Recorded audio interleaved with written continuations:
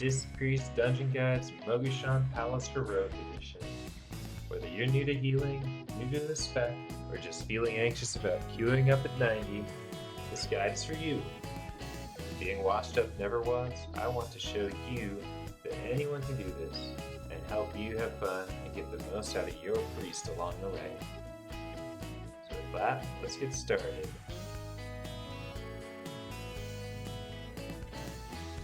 Here's our goods, and here's our talents. I'm gonna start off in trash. Tank's gonna make a double pull here.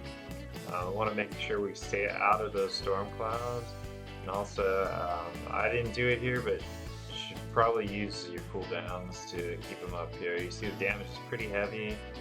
And there's just no reason not to use the cooldowns. The next pack is not a big deal, and this boss is just so you're not going to need cooldowns towards. So probably better to just use those cooldowns off the rib than give your tank a big buffer.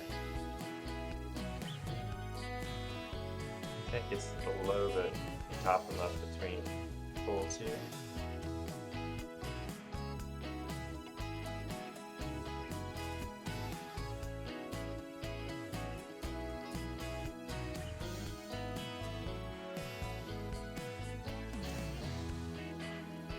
Boss fights are pretty tank and spank.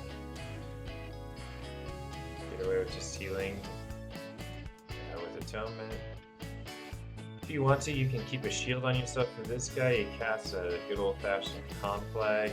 If he gets you, you'll tick down, but I think we all have enough health here. You have to be pretty low gear level to die to that. So just make sure you're topped up, and if you con flag somebody else, you're gonna have an easy time healing them up with Atonement. This guy, just make sure you're not in front of him. He does that big knockout, but you can see even if he does it, it's not too dangerous. If you need ties, you can kind of go around the outside of those soldiers and drop down here. You can give your tank feathers, you can give yourself feathers. It's a long run here out of this next pack, so you're just going to keep DPSing and moving along with the tank. You don't want to stop and smite too much unless your tank stops. So use your mobility spells, Penance, Holy Fire, Divine Star, and keep moving. This pack, these Hexers throw a pretty nasty caster debuff on you, so you want to go ahead and dispel those. You can swap between using Dispel and Mass Dispel basically, because you won't have the cooldown to get them every time they get casted.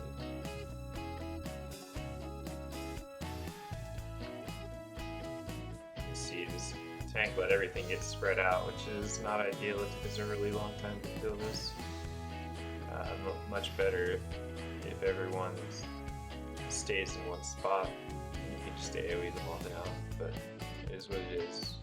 And go ahead and get a drink in here, and then back to Atonement. Getting ready for this boss. This boss is kind of goofy. The numbers might work out different on challenge mode if there's more health, more damage. But the idea is that these little guys buff the boss, but as you kill them, he does more damage and takes more damage.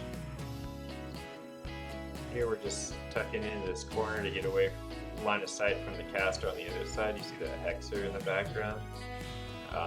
We don't want him casting on us, so we're just going to hide in this corner out of line of sight, let him cast on other people, and then once your team switches to targeting the Hexer, you can go out and help them. And you see, I mean, the boss starts doing more damage, but your atonements are hitting for almost double damage, it looks like there towards the end. Then we come to the elevator boss. You'll see here, you can drop feathers to help people, but if the elevator starts moving, you can't life through onto the elevator, so need to make sure you do your best to help everybody get there before the elevator goes. Okay, so you see these guys do the AoE Molten Barrage, and you can Mass Dispel those, or they can kick their stuns. So if your team has kicks and stuns, watch to see if they use them. If they don't, you can Mass Dispel to remove them. And here you're going to see, I was not really aware what happened, but if you slow it down, you can see the tank pulled the boss along with these two packs, because his shield bounced the wrong way. So we're going to try and keep the tank up, but oof, it's a lot of damage. I should have used the cooldown, but I just didn't see the bosses coming too. If I had been more aware, could have. But now you're going to see, heal yourself up here, and I got that Night Elf Priest special here. So once my team is dead, I can Shadow Melt. It'll drop me out of combat, and I can res. If you try to do that while your teammates are alive, while your party's alive and still in combat, then you won't drop combat. But if you're the last member of your team in combat and you Shadow Melt, then you'll drop combat and then you can get a res off. So I know Night Elf Priest probably not a popular combo, but if you are, I've pulled that one out a few times, and it's nice to reset a wipe really quick instead of everybody running back. Right here, we're just gonna pull this trash. This boss does a lot of random effects that show up all throughout the room, so the kind of like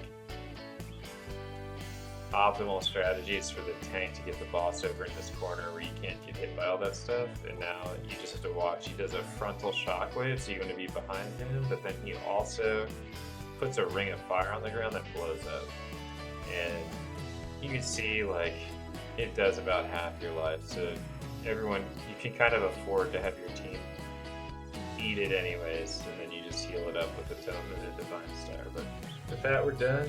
So leave a like if you're checking out my other guides. Subscribe to see my challenge mode guides as soon as they're available. Drop a comment if you thought my advice would be better, or you play another spec and you want to see one of these.